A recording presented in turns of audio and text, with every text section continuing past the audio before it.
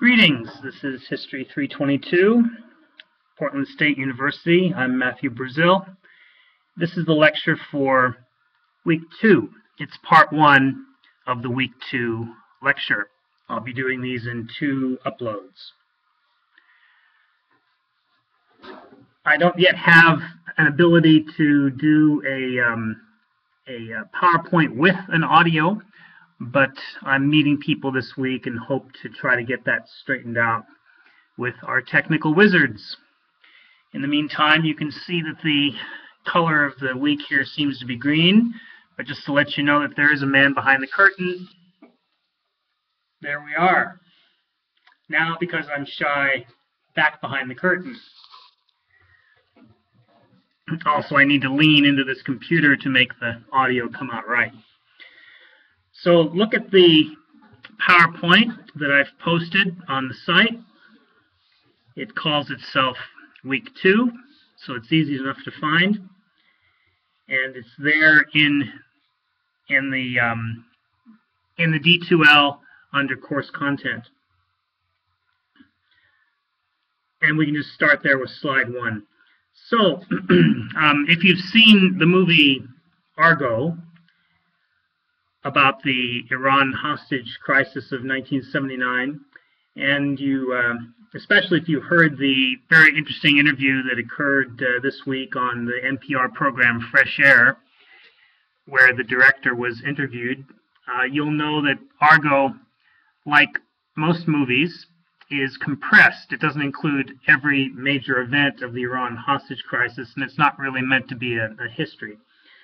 This is meant to be a history of the colonial intrusion into Southeast Asia and the transformation of Southeast Asia by the colonial presence and how local people reacted to that colonial presence. Because there is so much to cover in this, it's one of the more complicated periods that we will discuss. I've tried to go easy on the reading because the reading is a little bit more difficult here than it is in some of the other sources. So if you had trouble understanding what was going on in the readings from this week, I sympathize with you. It's true. It's simply a more complicated and difficult period to comprehend than some of the others we'll be looking at after this. So don't be discouraged. So I will be trying to bring some sense, bring some linear motion into it all in these 2 lectures. Let's go to slide 2. In general, this week's readings describe competing colonial powers expanding primarily for commercial reasons into areas that are possessed of varied levels, very different levels of local power. The colonial powers discover value beyond the mere classical commercial interests that they started out pursuing, however. That is, national power through acquisition of strategic commodities. They entered the 19th century interested in relatively simple colonial expansion and in classical trade, but they exited the 19th century being focused on strategic commodities that directly related to their national power. And so that is the basic reason why the stakes increased between 1800 and 1900 when it came to the investment of national power by the Europeans into Southeast Asia.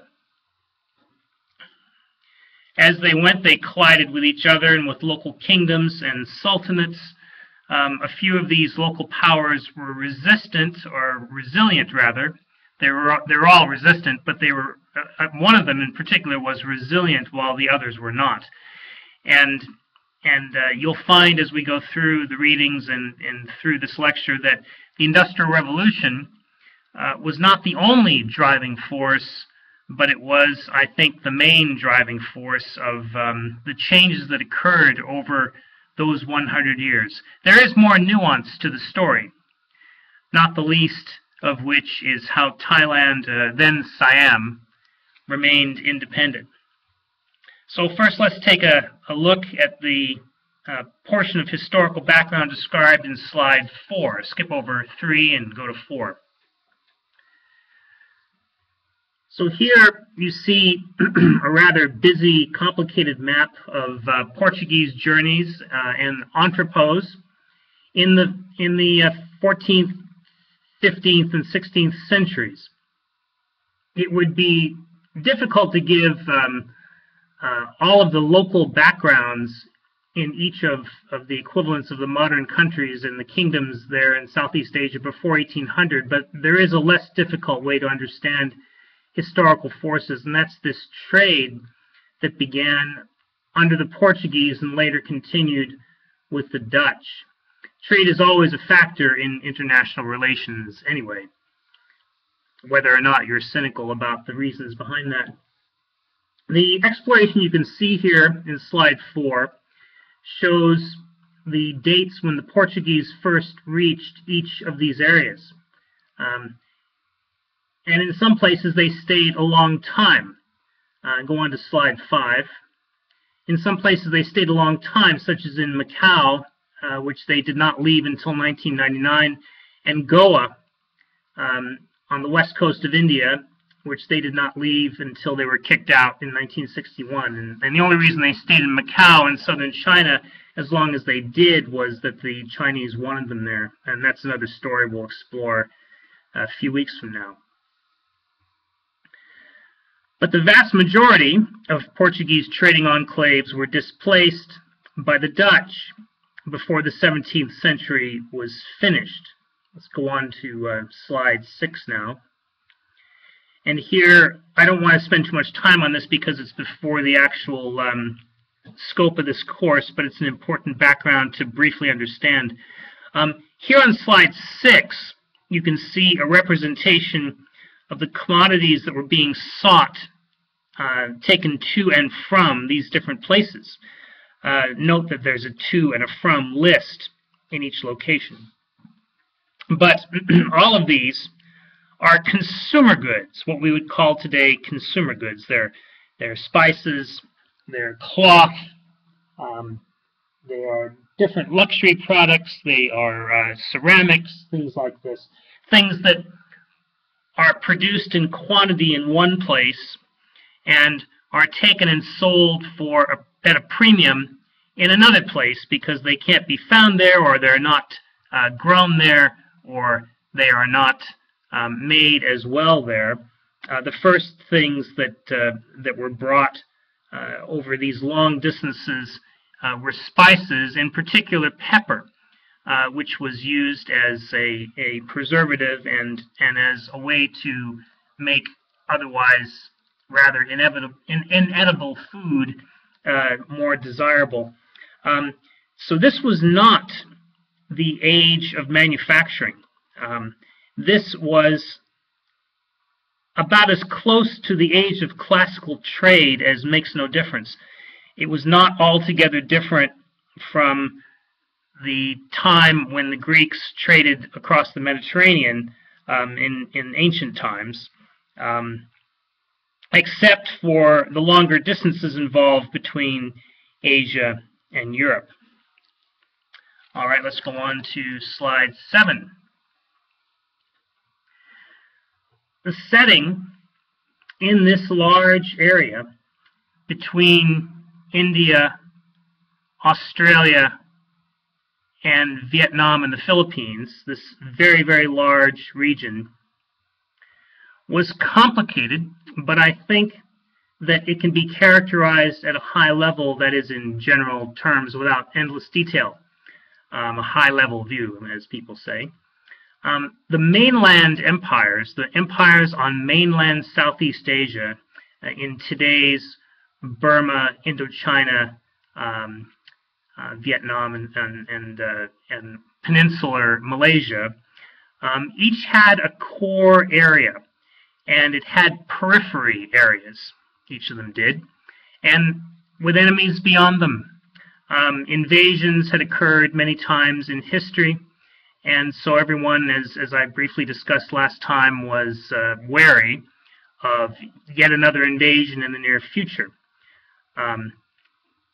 As something to keep in mind, the Khmer Empire, that's Khmer, the Khmer Empire, that is what was centered in modern-day Cambodia, once controlled everything, a huge area, from its base in Cambodia to the edge of modern India in the west, and then east to Vietnam and south to Malaysia. So each of these kingdoms was forever wary of its neighbors. Go on now to slide 8. Very wary of its neighbors, and compared to today, they were sparsely populated. The even more sparsely populated maritime kingdoms in modern-day Indonesia hugged the coast. So while they occasionally fought each other, the stakes were not as high in maritime Southeast Asia as in terms of numbers of people who died. Although slaving was common in maritime Southeast Asia, there was simply less at stake. So less does not mean nothing. It simply means less. So now to focus on the three great mainland kingdoms, they were not only bigger and fought more lethal wars than the maritime sultanates of modern-day Indonesia, but they tended to be led by people who consider themselves directly connected to a supreme being or otherwise immortal, as you'll see in the readings. The most successful of these were in the Chakri dynasty of Siam, whose latest descendants rule modern-day Thailand. That name, Thailand, was only began to be used in 1939, and before that, the kingdom was referred to as Siam. We'll get into more detail on that shortly. I have not included Cambodia in here, by the way, on this slide, because by the 18th century, theirs was a minor power. Let's go on to slide 9.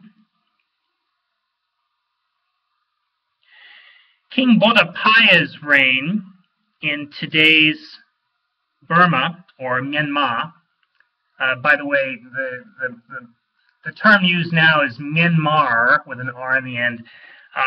That's not actually how one says it. You'll never hear it pronounced correctly in the news media, but it's actually Myanmar, which is the ancient name for that place. I'm going to just use Burma, though, because that's the English name for that country. Just as you don't hear people in China, when they speak Chinese, referring in the native language of a foreign country to that country, they use their own language. I'm kind of a stickler for that. I stick to the English when I'm speaking English. So anyway, slide 9. King Bodapaya was an unusually energetic and ruthless ruler. He expanded both east toward Thailand and west toward Assam in the eastern part of modern-day India, something that caused some amount of blowback in the early 19th century, as the British decided to pursue the best defense, which is offense. That is, the best defense is offense against the Burmese to keep them out of British India. If you're not familiar with that term blowback, it was coined by the China and Japan scholar Chalmers Johnson. It's an interesting term. It basically means one does something which makes people angry and or afraid or concerned, and they come back and do something nasty to you. Blowback. Okay, go on to slide 10. Unfortunately for Burma, as you will see in our readings, Bodappaya's successors were less aggressive and competent, especially compared to the Thais and even the Vietnamese. Compared to them, they were politically inept. Compared to King Bodapaya, his successors were less aggressive and competent. While King Mindon of Burma tried to negotiate with the British because he could see that they were trouble, he seems not to have realized that he really had nothing to offer them in exchange for peaceful coexistence. The British actually began their forward and lethal commercial policy more or less at this time. And I don't know that it's possible to say that they used Burma as a guinea pig, but in retrospect, that's the way it seems, at least to me. They used demands for trade to advance and take hold of territory. An important element of this, and this is bit by bit, as you can see in the readings, and as I think I've noted on this slide, it took 35 years for the British to absorb Burma, but absorb it they did. They used trade to advance their interests, and partly as an excuse, partly as an actual reason that they wanted to make it all work. An important element of this was the need to secure Assam, a key tea growing area there in eastern India, which was necessary, became very important to the British to offset Chinese tea imports that were a heavy burden on the Sino-British balance of trade. So that's the blowback, hands off our tea fields, our tea groves. On slide 11, the Siamese, the present-day Thais, are described the beginnings of the Chakri dynasty after Rama I. Now, Rama I was a good warrior, but not a very good administrator. By contrast to him and the other regional monarchs, these later leaders were outstanding.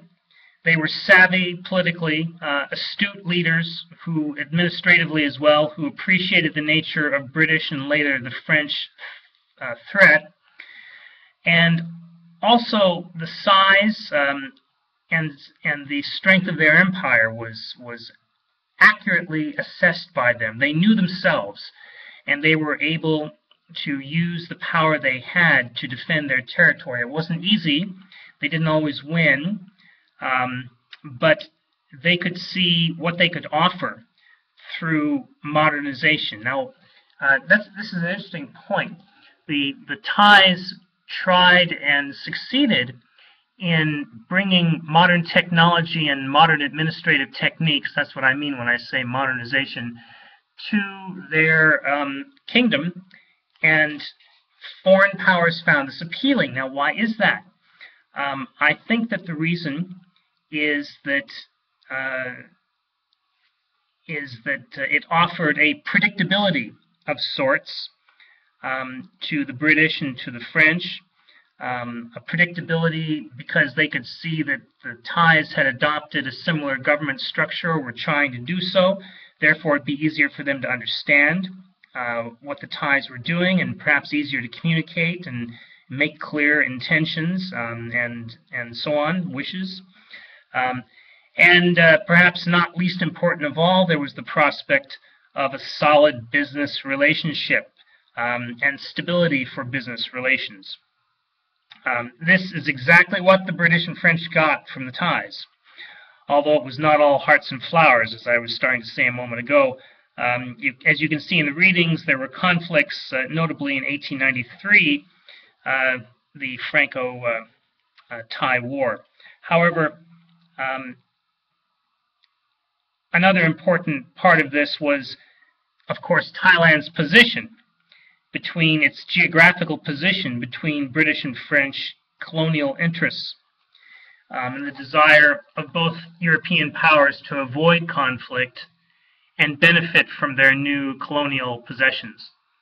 They wanted stability, in other words, in many ways, not least of which was stability of their colonies, so their colonies could produce the things that they needed, and we'll get into that dynamic in more detail in the second lecture for this week. Now go to slide 12. Let's take a look at Vietnam for a moment. In these earlier times, Vietnam was important due to its concentration of population in the north, not the south, but in the north. It was also different in that Vietnam had, like Korea, a Confucian-style government modeled on China's.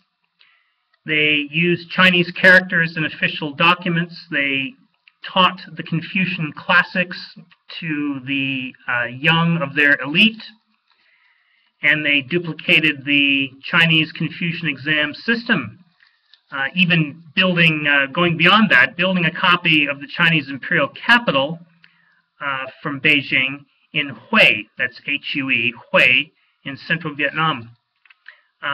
Vietnam's proximity to China also spelled trouble as well, besides carrying these benefits of copying the Chinese way.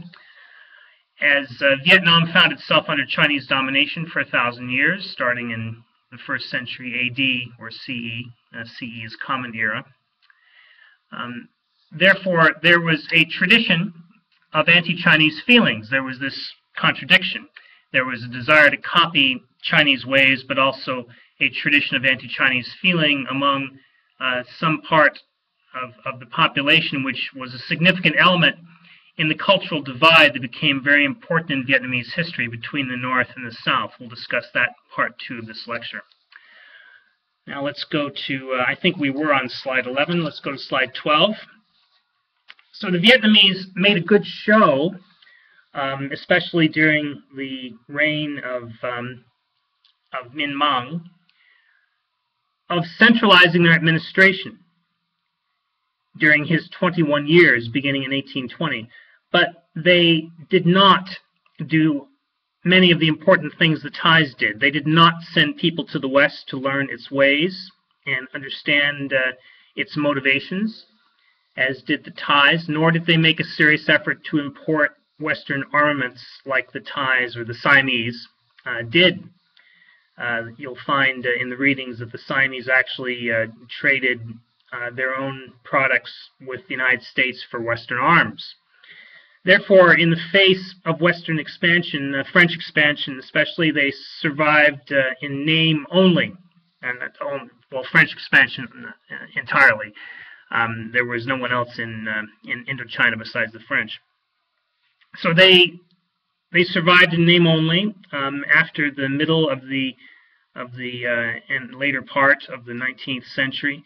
The Nguyen dynasty, that's N-G-U-Y-E-N, the Nguyen dynasty, stayed in place but had less and less power as the French took over the country's administration and that of other areas of Indochina, that is modern Laos and Cambodia.